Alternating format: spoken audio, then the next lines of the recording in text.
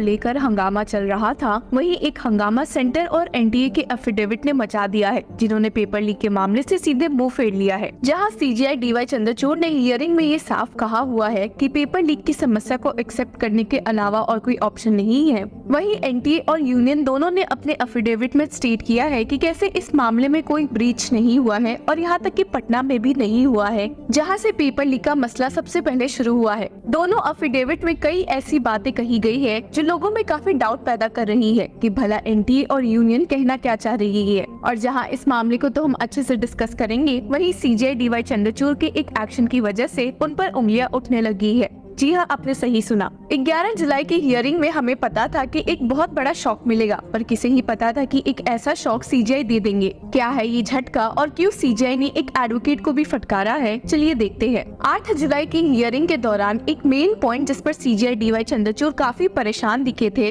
वो था कि क्या पेपर लीक सोशल मीडिया पर हो चुका है या नहीं। इसलिए भी क्योंकि उन्हें पिटिशनर्स द्वारा एक वीडियो दिखाया गया था जिसमें ये शो हो रहा था कि टेलीग्राम पर एग्जाम के एक दिन पहले ही क्वेश्चन पेपर लीक हो चुका है। हालांकि एनटीए ने इस मामले में एक पलट जवाब देते हुए पिटिशनर्स पर ये इल्जाम लगाया है कि ये वीडियो फेक है। जी हाँ, आपने सही सुना। The affidavit stated discussions within the Telegram channel indicate that members identified the video as fake. The timestamp was manipulated to create a false impression of an early leak. ये point petitioners के लिए काफी setback create कर देगा, जो ये show कर रहे हैं कि पेपर लीक सोशल मीडिया पर हो चुकी है तो लार्ज स्केल पर फैल गई है। इसलिए भी क्योंकि सीजीआई डीवाई चंद्रचूड़ ने कहा है कि पेपर लीक की समस्या लार्ज स्केल पे होगी तभी वे रीटेस्ट का ऑर्डर देंगे। हालांकि जहां लोग इस हियरिंग का वेट कर रहे थे, वहीं सीजीआई डीवाई चंद्रचूड़ ने इस मामले को ही अडजर्न कर दिया। जी हाँ, आपने सही सुना। चलिए एक नजर डालते हैं कि सीजीआई ने क्या कहा है। Seal number 1 to 17, seal number 1 to 17 का जो पेज 27 और 28 को है वो भी disclose.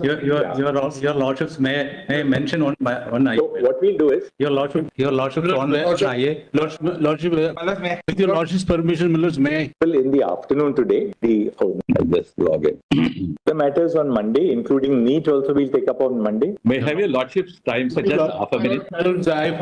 Can I have the attention of the court for just half a minute? So we'll take up NEET tomorrow first on board, and then we'll proceed. Mr. May I have your lordship's attention for a minute? I have it on. That's serial number 38 my lord. 38 कल रख दो 38. Lordship and lordship. Jab 38 can be on Monday, my lords. We need instruction and we'll place something on record also, my lord.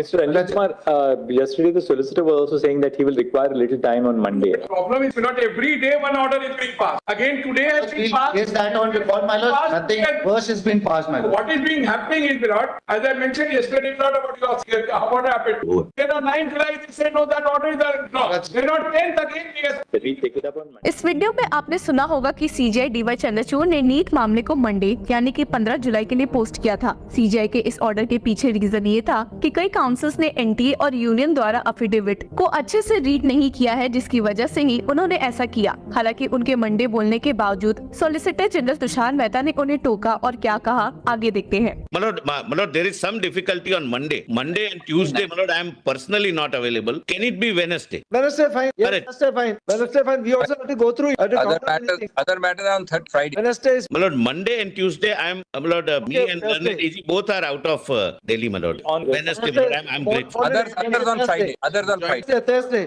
One second.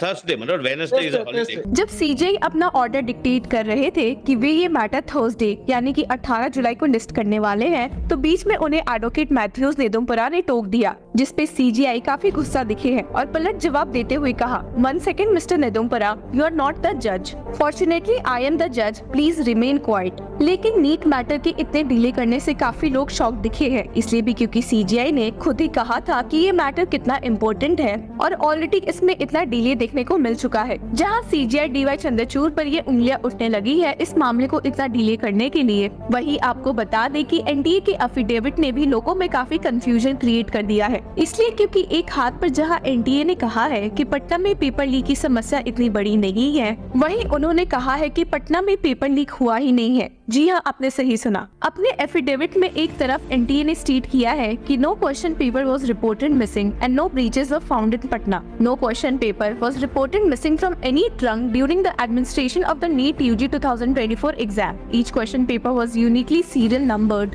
And assigned to specific candidates and no instances of broken locks were discovered. पर वहीं दूसरी ओर उन्होंने ये भी state किया है कि the alleged incident attempt of leak in Patna does not seem to have any bearing on the conduct of entire examination, as the number of students found to be involved by the investigating agencies is minuscule compared to number of candidates who appeared. Affidavit में NTA ने इस बात पर काफी जोर दिया था कि जब उन्हें पटना और गोधरा में हुए मैल प्रैक्टिस की खबर मिली थी तो उन्होंने तुरंत इस मामले में जांच शुरू करते हुए उन स्टूडेंट्स की परफॉर्मेंस को एसेस किया था जिन्होंने इस सेंटर से एग्जाम दिया था, ये देखने के लिए कि क्या इन मैल प्रैक्टिसेस का असर एक लार्ज स्केल पे हुआ है या नहीं। The affidavit stated The data analysis of the performance so done by the NTA succinctly indicates that the alleged malpractices have not either impacted the sanctity of the entire exam or resulted in any undue benefit to the students appearing at the centers in Godhra and Patna। और यही दो बातें लोगों को बिल्कुल भी नहीं समझ आ रही है। इसके अलावा आपको बता दें कि एनटीए और यूनियन दोनों ने इस केस में एनालिसिस किए हैं और जहां एनटीए ने एनालिसिस करके पाया है the distribution of marks is quite normal and there seems to be no extraneous factor which would influence the distribution of marks. वहीं यूनियन ने भी आईआईटी मद्रास द्वारा करवाए एनालिसिस से पाया है कि इस साल लोगों ने इतना हाई मार्क्स कैसे स्कोर किया है। आईआईटी मद्रास द्वारा एक्सपर्ट रिपोर्ट ने स्टेट किया है कि there is an overall increase in the marks obtained by students specifically in the range of 550 to 720। This increase is seen across the cities and centres. This is attributed to 25% reduction in syllabus। सिर्फ यही नहीं बल्कि इस मामले में expert committee और report में ये भी पाया है कि there is neither any indication of mass malpractice nor a localized set of candidates being benefited leading to abnormal scores। जिसके साथ ही यूनियन ने अपने एफिडेविट में सबमिट भी किया है कि वे आए दिन एग्जाम प्रोसेस को और फेयर बनाने में लगे हैं और कोई मौका नहीं छोड़ेंगे इसमें आए दिन इरेगुलरिटी को निकालने में। The affidavit stated it is submitted that the union of India is committed towards making a robust examination process for conducting all competitive examinations in a fair and transparent manner which is completely insulated from any kind of room for criminally minded people for perpetrating any kind of malpractice in the examination process such as impersonation, cheating or paper leak। इसमें further union का stand highlight करते हुए mention किया गया है कि